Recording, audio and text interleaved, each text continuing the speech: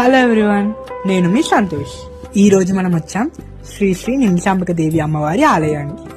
So ఈ గుడిలో విశిష్టత ఏంటంటే, మనం ధ్వజస్తంభం దగ్గర మొక్కి 16 ప్రదక్షిణాలు చేసినట్టయితే మన కోరికలు 21 రోజుల్లో తీరుతాయని ఇక్కడ యొక్క భక్తుల నమ్మిక. మనము గుడిలోకి వెళ్ళగానే ముందుగా నవగ్రహాలు మనకి దర్శనం ఇస్తారు.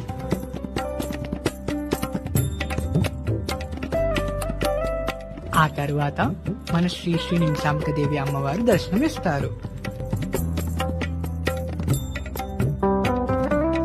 మరియు ఈ దేవాలయంలో మన విఘ్నేశ్వరుడు, మన శ్రీరాముడు, మన సాయిబాబా మరియు దత్తాత్రేయుడు, అలాగే శివయ్య మరియు హనుమంతుడు దర్శనమిస్తారు. మనం కోరుకున్న కోరిక తీరిన తర్వాత మళ్ళీ అమ్మవారి దేవాలయానికి వచ్చి ఇలా 108 ప్రదక్షిణాలు చేయాలి. అలా 108 ప్రదక్షిణాలు చేసిన తర్వాత అమ్మవారికి వడి బియ్యం మరియు పసుపు బొట్టు సమర్పించాలి. ఈ గుడిలో ప్రతి శుక్రవారం మధ్యాహ్నం టైంలో అన్నదాన కార్యక్రమం కూడా ఉంటుంది. నిమిషాంబిక దేవి అమ్మవారి ఆలయం ఎదురుగా పోచమ్మ తల్లి దేవాలయం కూడా ఉంటుంది.